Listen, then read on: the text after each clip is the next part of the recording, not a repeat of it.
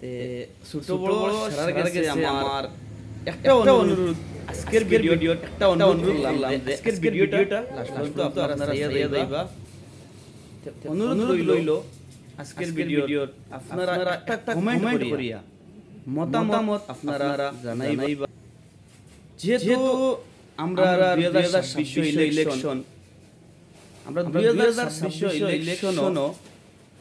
ইলেকশনের মধ্যে আপনারা বিধায়ক হিসাবে হারে চুনিয়া লইতা আপনারা কম কমেন্ট মতামত জানাইবা।